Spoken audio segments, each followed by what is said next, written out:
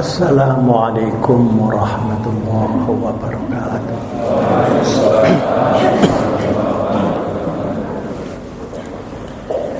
Bismillahirrahmanirrahim. Alhamdulillahil qail fi kitabihil azim. Ma kanal mu'minuna liyanfiru kaffah. Falawla nafara min kulli firqatin minhum ta'ifatul liyatafaqahu fid din wa liyunziru qawmahum idza raja'u ilaihim la'allahum yahzarun. Allahumma salli ala sayyidina wa maulana wa syafi'ina wa uswatina wa habibina wa qurrati a'yunina Muhammadin sallallahu alaihi wasallam wa ala alihi wa sahbihi ila yaumil qiyamah. Subhanaka la ilma lana illa ma 'allamtana innaka antal alimul hakim. Rabbana atina min ladunka rahmah wa hayyi' lana min amrina rasyada.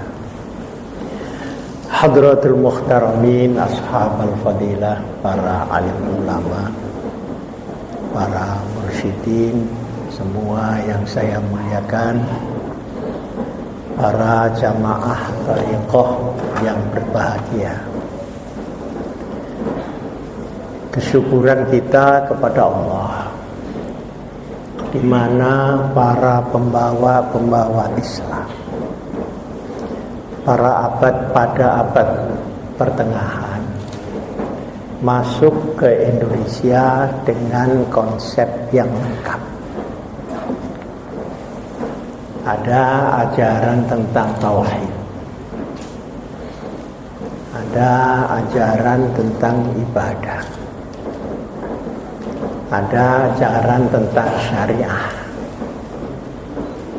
ada ajaran tentang muamalah,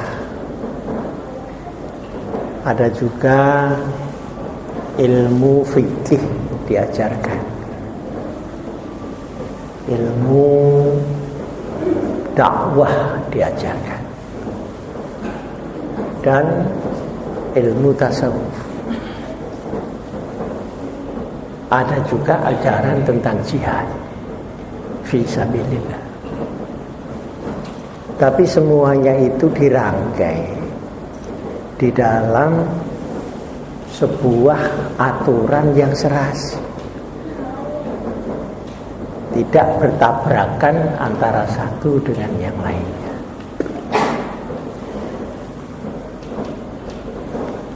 Pembawa-pembawa Islam di Indonesia ini mengajarkan Islam tidak melalui kekuasaan, tapi melalui budaya, as-saqafah, melalui kesejahteraan masyarakat, yakni al-iqtisad, ekonomi, dan melalui ilmu dan pemikiran, sehingga awet berganti kekuasaan. Itu umat Islam yang di bawah tidak goncang karena pergantian itu. Nah, ini bedanya dengan Islam di Andalusia yang masuk dengan melalui proses perang. Ketika kekuasaan dipegang, Islamnya tersiar. Tapi ketika ganti, maka menjadi hilang semuanya. Maka ini suatu pelajaran. Marilah Islam kita ini kita cantolkan di ilmu, di kesejahteraan rakyat, dan di kebudayaan. Jangan dicantolkan di pilkada. Kalau menang sombongnya Masya Allah, kalau kalah subhanallah. Tapi yang ingin saya ketengahkan di sini, para pembawa Islam itu mempunyai daya tarik yang sangat tinggi karena kesufiannya. Beliau tidak menginginkan apa-apa untuk dirinya, tapi dirinya lah yang untuk umat dan untuk Allah. Nah, proses ini melalui proses tasawuf. Bagaimana seorang berjuang untuk perjuangan, bukan memperjuangkan dirinya sendiri.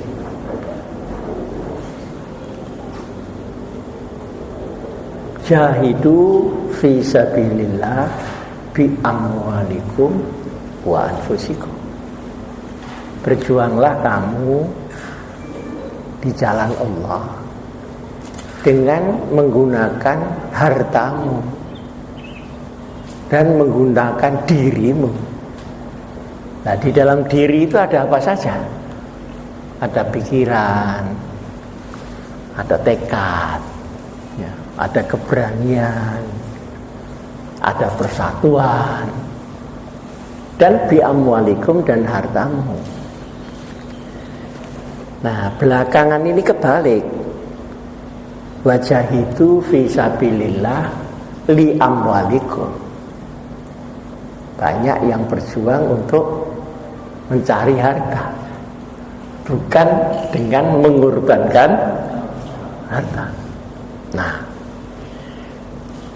oleh karenanya ilmu tentang hukum Islam yang biasanya di dalam agama kita disebut ilmu fikih, ini haram, ini halal, ini makruh, ini syubhat, ya, ini wajib, ini sunnah muakkad dan sebagainya. Itu adalah ilmu tentang Islam. Tapi bagaimana kita memiliki ilmu itu berubah menjadi akhlak kita, itu tidak cukup hanya mendengar pengajian. Semuanya sudah tahu sholat sehari 5 kali, tapi masih banyak yang 5 hari sekali. Ya mungkin yang tersenyum ini pengalaman. Jadi untuk mengerti bahwa sholat 5 kali itu mudah. Yang sulit 5 kali betulannya itu. Nah, di sini memulai proses lain, yakni kerelaan kita kepada Allah terhadap syariatnya. Di sini sangat tergantung kepada posisi hati kita, bukan posisi pengetahuan kita. Oleh karenanya, orang-orang alim pada zaman dulu itu rata-rata sufi, ahli tasawuf. Nah, bahwa tasawuf itu mengikuti tarekat apa, ya monggo mawon, asal mu'tabarah. Tetapi beliau sufi. Sehingga di dalam menyampaikan ilmunya, ini halal, ini haram, itu betul-betul lillah. Nah, ketika hukum itu diminta untuk diubah, maka beliau tidak akan mau. Loh, ini bukan dari saya, ini bukan dari nafsu saya, ini bukan dari pikiran saya. Ini adalah dari Allah dan Rasulullah sallallahu alaihi wasallam. Imam Ibnu Abdillah Muhammad bin Idris Asy-Syafi'i itu dipenjara 2 tahun karena membela keputusan hukumnya. Nah, menetapkan hukum ini satu masalah, namanya masalah fikih. Tapi kejernihan hati menentukan hukum itu bukan fikih, itu tasawuf.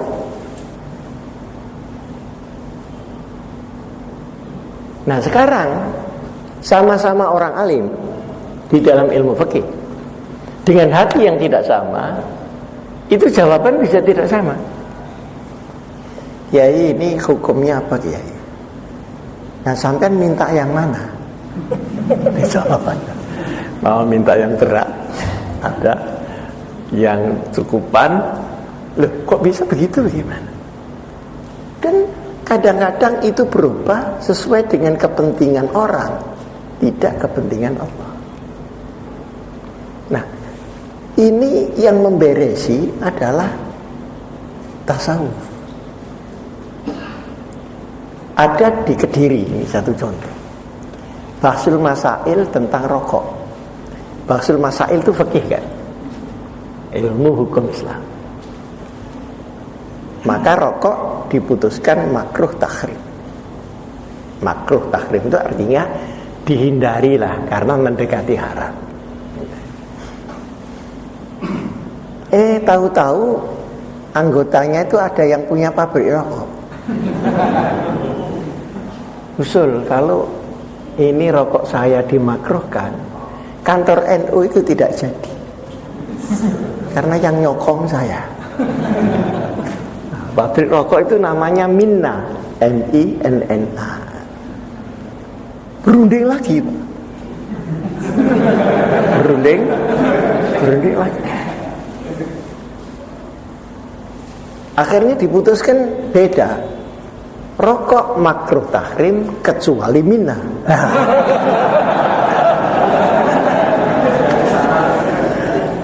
Saya ingin, ini guyonan kan, tapi juga renungan.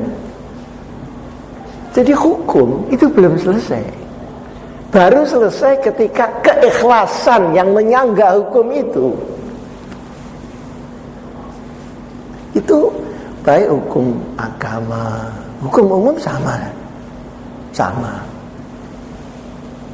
Kalau ahli hukum mestinya kan membela hukum, tapi kan tidak semua. Ada yang maklaran hukum, ada yang jual beli hukum, ada yang sarjana hukum masuk hukuman.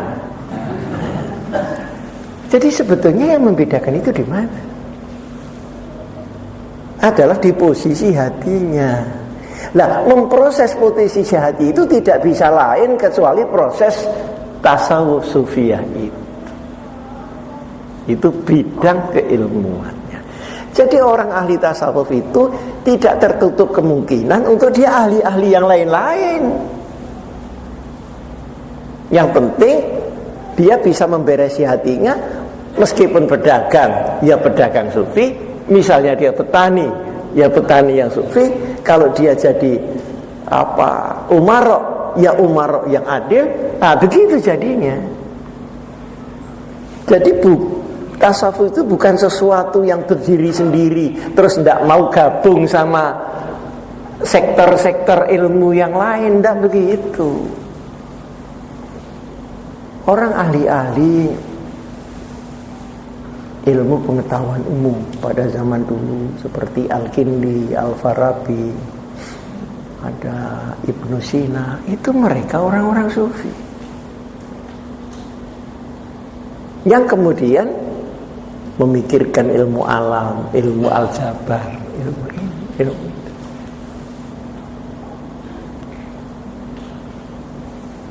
Khalifah Al-Mansur itu raja, khalifah, tapi sufi. Kalau dia di kantor sudah selesai kerja, lampunya dimatikan. Sebab lampu ini yang bayar negara. Gitu. Kalau tidak kerja, tidak mau di kantor, di rumah. Jadi dengan kesufian ini, maka orang akan menjadi soleh pada bidangnya masing-masing. Nah, di sekolah-sekolah kan ada ilmu tasawuf, ya di fakultas, di ini ada pelajaran ilmu tasawuf, ada dosen tasawuf. Nah, dosen tasawuf itu belum tentu sufi, karena dia mengerti ilmu tasawuf belum tentu menghayati dan memiliki tasawuf itu.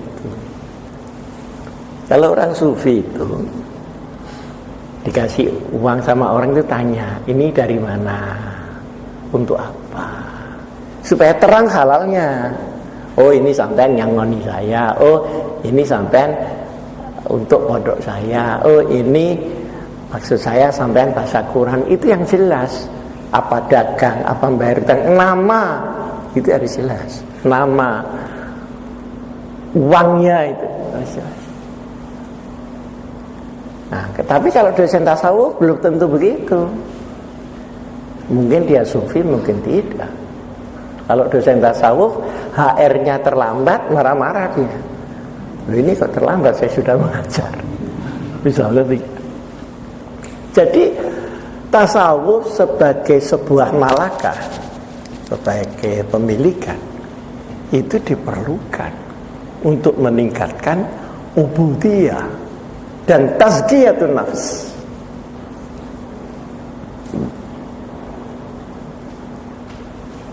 Nah, jadi ada orang-orang sufi yang kemudian menyendiri, ada. Tapi orang sufi yang di keramaian juga tidak kurang. Istilahnya kalau orang Jawa itu ada topo sepi, ada topo rame. Topo itu artinya apa? Menjaga diri supaya tidak terpengaruh. Mungkin dia di hutan. Kenapa? Supaya tidak ada pengaruh. Tapi yang tingkat lebih tinggi lagi, dia di pasar tapi tidak terpengaruh dari pasarnya. Nah itu baru situ. Nah orang yang masih dalam proses, ya sebaiknya berkumpul sesama solehnya, supaya tidak ketularan nakalnya. Tapi kalau sudah mateng, dia harus memperbaiki yang nakal-nakal itu. Jadi bisa saja berada di tempat pelacuran, berada di tempat kafe, untuk menggeret kembali menjadi anak yang saleh. Tapi ini kalau sudah mapan. Kalau kita belum, ini jangan coba-coba, nanti katul. Nanti jadi pegawai di situ.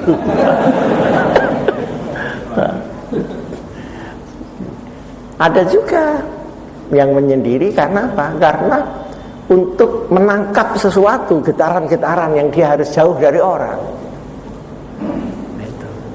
Jadi tidak mesti orang sufi mesti di tempat sepi, mesti ramai, ya tergantung kualitas, ya, dan tergantung kebutuhan manusia itu. Nah, proses menjadi sufiah ini, setahu saya di dunia ini ada dua bagian besar. Yang pertama amal masnunat, orang yang mudawamah atau melanggengkan amal ibadah kesunatan setelah wajibnya selesai, maka buahnya Allah akan menunjukkan jalan lurus, siratal mustaqim. Nah, menunjukkan itu ditunjukkan tidak mesti dalam kitab. Kalau belum tentu bapak-bapak mondok, tapi bisa ditunjukkan Allah melalui hati bapak-bapak. Terasa, oh ini benar, ini salah. Sekalipun dalilnya bapak-bapak tidak tahu. Ada yang tahu dalilnya ngelanggar, ya ada juga. Nah, pada umumnya begitu. Tetapi di dalam banyak kesempatan, lalu sufiah ini umumnya ditempuh dengan tarekat. Karena kalau tarekat itu lebih lengkap, ada mursyidnya, gitu ya, ada amaliyahnya, ada bimbingannya, terus ada tazkirahnya, juga ada muraqabahnya dan sebagainya. Lebih khusus. Dan itu macam-macam, banyak sekali modelnya. Oleh karenanya, lalu ahli sunnah memilah itu semua, mana yang muktabaroh dan mana yang tidak muktabaroh, karena sangat banyaknya itu. Nah, kalau muktabaroh itu sanadnya nyampe apa enggak kepada Rasulullah Sallallahu Alaihi Wasallam? Apa putus di tengah? Di situ masalahnya. Nah, dalam hal semacam ini, organisasi yang mau peduli terhadap bagian-bagian ini adalah Nahdlatul Ulama. Jadi NU itu sebenarnya warisan Wali Songo tidak hanya untuk belajar agama, tapi untuk merasakan agama. Orang mengerti agama belum tentu merasakan sentuhan agama itu. Karena dari mengerti ke menyentuh itu diperlukan ibadah dan takarrub. Nah, dari menyentuh menjadi malaka, menjadi milik, sehingga Quran itu milik dia, syariat itu ya dia itu. Nah, itu perlu istiqomah. Nah, di sini lalu ada tarekat di Nahdlatul Ulama itu. Tidak hanya mengajarkan fikih, bahsul masail, tapi ada tarekat. Nah, di samping tarekat ini juga ada dakwah. Dakwah dengan fikih itu beda. Kalau fikih itu menentukan ini benar, ini tidak benar, ini halal, ini halal. Udah, titik. Jangan diubah-ubah seperti Mina itu tadi. Gitu. Nah, kalau dakwah itu orang yang berada di tempat haram, bagaimana ditarik menjadi berada di tempat yang halal? Bagaimana anak yang nakal menjadi soleh? Tidak hanya dicaci maki karena nakalnya. Nah, itu dakwah. Jadi setelah keseimbangan antara fikih dan tasawuf, di sini ada dakwah. Oleh karenanya ulama-ulama sufi, ulama-ulama ahli fikih itu tidak suka mengkafir-kafirkan orang. Oh, kamu kafir, kamu bid'ah, kamu masuk neraka. Kamu semua yang masuk neraka, dia aja yang tidak masuk neraka. Kok tidak takut dia di surga sendirian? Oh, surga itu arduhas samawati wal, bentangan surga itu sama dengan bentangan semesta sekarang ini. Bukan seluas bumi, bumi cuma debu kecil aja di dalam sakrawala itu. Enggak, kenapa enggak suka mengkafir-kafirkan orang? Apa enggak tahu kalau dia kafir? Apa tidak tahu kalau dia musyrik? Tahu.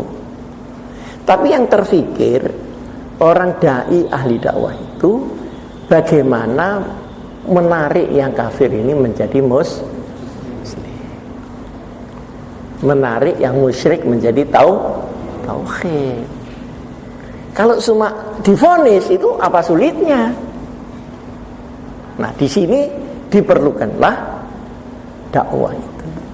Nah, orang yang sudah punya fikih tadi dan tasawuf, dia akan berdakwah lebih melekat daripada tidak punya yang dua hal itu.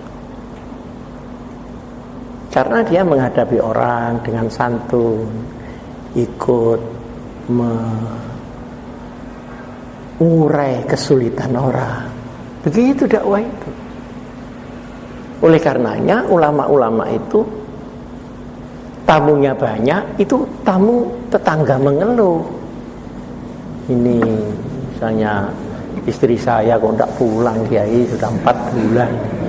Apa tidak ada sholawat-sholawat yang kira-kira mempercepat datangnya? Padahal kiainya sendiri 5 bulan nggak pulang. Nah, artinya menerima keluhan. Jadi kiai itu kerjaannya tidak mengeluh. Yang aslinya itu dia menerima keluhan, kemudian mengurai kesulitan itu, memberi obat. Nah, habis itu kamu syahadat setelah ini. Sehingga umat itu tambah lama tambah banyak. Dulu pada zaman Wali Songo, orang tidak disuruh syahadat dulu, tapi diberesi kesulitannya dulu. Ada apa di kampung ini? Misalnya banyak penyakit. Doa mari.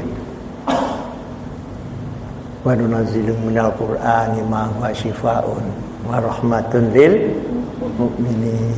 Nah, yang mendoa itu sufi ya cepat terkabul. Waliullah lah, kita ini wali-wali daya gitu. Ada banjir ya Rabbana hawalaina wala alaina. Sekarang ada banjir ya doa tambah bledek semana. Itu sebenarnya bukan masalah alim atau tidak alim, masalah takorup atau tidak takorup. Di situ. Saya dulu punya guru ahli tarekat Naqsyabandi. Kalau saya ngaji itu enggak boleh di ruangan, harus di bawah langit. Itu kalau hujan itu tangannya begini aja. Ya Allah, kita ini masih mengaji, hujannya besok jam 7 saja, dijamin. Ya langsung keran. Namanya Kiai Soim. Karena puasa terus. Nah di Rawamangun itu ada Muhammad Soim makan. Ya mesti tidak salah. Jadi terserah. Maka orang dakwah itu dengan kasar itu salah. Bapak-bapak ibu pernah membaca Quran sampai khatam apa enggak? Pernah. Sampai baca bukan hafal. Baca ini pernah enggak sampai khatam 30 juz? Nah, buat yang sudah pernah khatam, saya mau tanya, di tengah Quran itu yang paling tengah bunyinya bagaimana? Wal yatalattaf, lembutlah kamu. Jadi kekuatan Islam itu pada kelembutannya, bukan pada kekerasannya. Dengan kelembutan semua akan lumer. Nah, kita ini kebalik-balik sekarang. Dulu Wali Songo dengan segala kelembutannya. Nah, lalu Kristen yang dibawa Belanda dengan segala kejahatannya, maka kalah dia. 350 tahun kita nggak luntur. Tapi sekarang kebalik. Kita marah terus kalau pidato, ngamuk terus, bakar sana, bakar sini. Kristennya bagi-bagi roti sama gula. Kira-kira menang mana?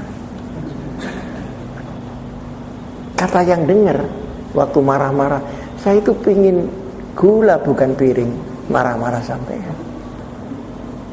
Jadi milik kita diambil orang secara kita tidak sadar. Saya juga heran, ada apa sih orang pidato marah-marah itu, ada apa? Kan lebih baik orang dibimbing irsyad, al-wa'al wal irsyad.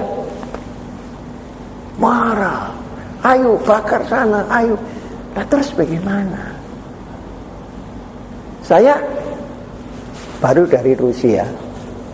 Di sana ditanya, apa iya Allahu Akbar itu artinya merusak? Loh, ini kan nakal tanya begini nih. Ya enggak lah, saya bilang Allahu Akbar begini-begini. Dia punya video, setiap anak-anak yang mau merusak pagernya DPR Allahu Akbar semua.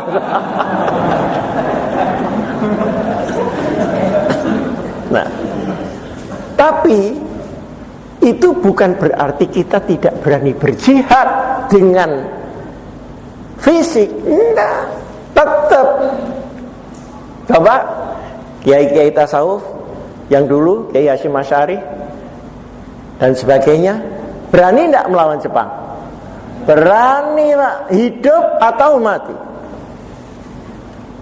Jadi bukan berarti apa rangkaian ini tadi membuat kita menjadi naif. Tapi kapan kita keras kalau dikerasi dan tidak bisa lain? Kapan kita menyerang kalau diserang dan kepepet, tidak bisa menghindar? Kapan kita mengumumkan perang? Ketika kita diperangi dan tidak bisa lain, seperti Palestina. Ya sudah, pakai ayat wa qatilul musyrikina kafah kama yuqatilunakum kafah. Jadi sebenarnya sekarang ini kita diaduk-aduk. Ada Islam garis keras, ada Islam garis tengah, ada Islam garis kiri, kanan luar, kiri dalam. Itu sebetulnya image yang salah. Kalau memang mau kafah, tadi yang disampaikan, itu semua ada. Kapan lembut, kapan mengajar, kapan menolong, kapan melawan. Tapi karena nyatanya itu ada kelompok Islam yang penggaweannya ngelawan aja. Akhirnya dicap, ini Islam jurusan ngelawan-ngelawan. Ada yang Islam jurusan ngalah aja. Oh, ini jurusan kalahan. Ada yang tidak peduli, oh ini jurusan masa bodoh, segala macam. Ada yang ngawur, hukumnya disembronoin. Wah, ini jurusan ini. Sebetulnya kalau mau kafah, ini totalitas semuanya itu. Mulai tauhid, ibadah, muamalah.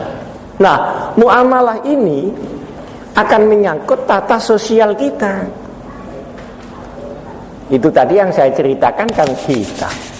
Tapi kalau kita hubungan dengan orang lain kan pakai muamalah.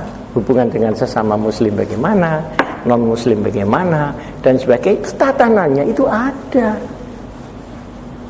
di dalam piagam Madinah pada zaman tahun kedua dari hijrah Nabi besar Muhammad. Jadi saya mengajak semuanya, mari kita menekuni bidang yang memang kita suka menekuni. Monggo. Mau ahli fikih, mau ahli ini, mau ahli tasawuf, monggo. Tapi marilah jangan meninggalkan keikhlasan yang merupakan inti daripada tasawuf itu. Karena inti dari tasawuf ini akan diperlukan dimanapun Anda berada, sekalipun di dalam keilmuan Islam yang lain.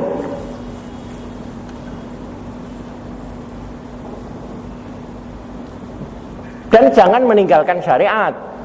Nanti karena ahli tasawuf anaknya 3 nggak diurusi, akhirnya dia dapat pahala dari tasawuf, dapat dosa 3 kali dari anaknya. Berarti tekor 2. Jangan begitu. Tadi kan sudah saya bilang masing-masing mempunyai haknya sendiri. Ini dirangkum di dalam Al-Islam.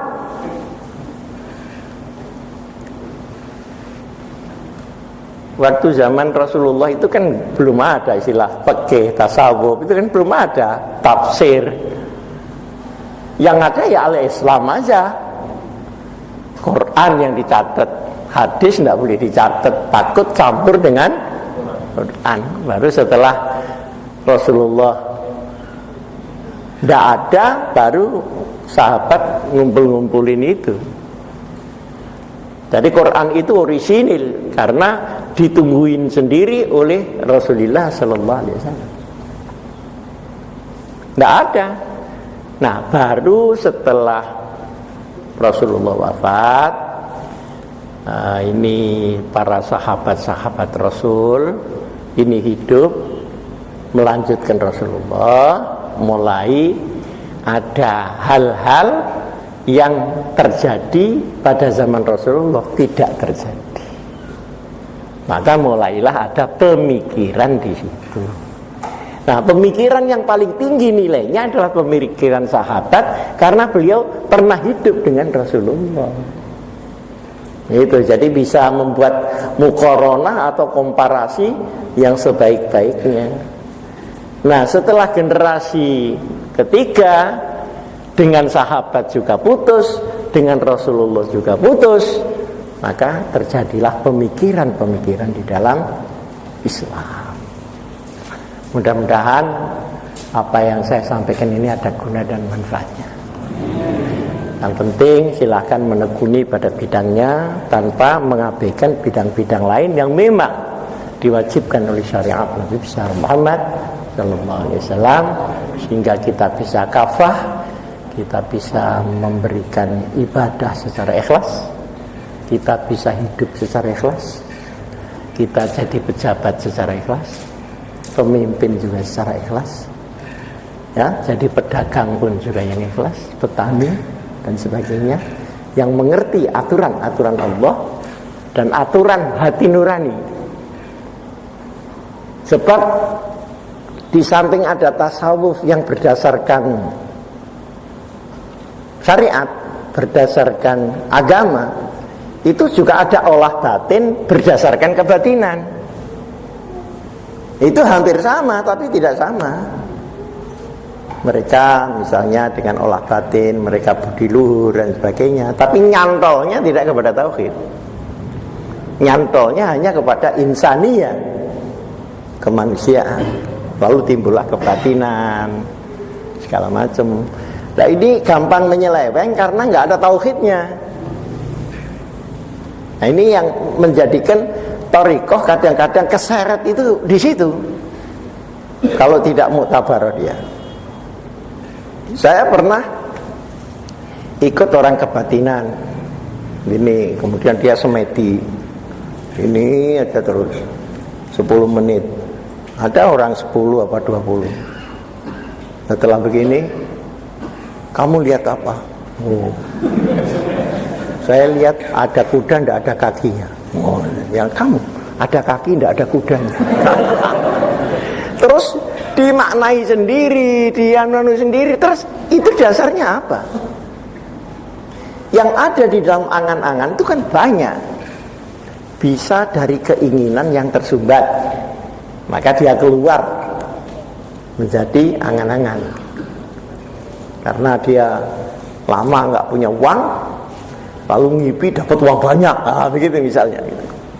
Ada juga karena godaan jin, ada karena godaan setan. Siapa yang jamin bahwa itu ilham? Siapa yang menjamin bahwa itu minallah? Maka saya berharap agar bapak-bapak jangan dekat-dekat di sana. Ini sepertinya sama, padahal enggak. Ini ada baju nyantel di kapstok sama baju jatuh di tanah, kan beda. Sekalipun kelihatannya sama bajunya. Batinan sekarang luar biasa, merajalela di mana-mana. Perdukunan dan sebagainya. Insyaallah dengan mengikuti para ulama, para mursyidin, kita bisa hidup selamat fid dini wa dunya wal akhirah. Mudah-mudahan ibadah kita diterima oleh Allah dan kita menghadap Allah bi husnil khatimah wa bi syafaati nabiyyina Muhammad Rasulullah sallallahu alaihi wasallam. Kurang lebihnya saya mohon maaf karena saya harus ke Bengkulu. Ini nanti takut kalau ketinggalan pesawat. Ya lain dengan yang punya pesawat sendiri. Nah, itu orang gede-gede itu punya pesawat sendiri. Saya kecil-kecil tidak punya. Mohon maaf kalau saya tergesa-gesa. Aqulu qouli hadza wa astaghfirullah li wa lakum. Wassalamualaikum warahmatullahi wabarakatuh.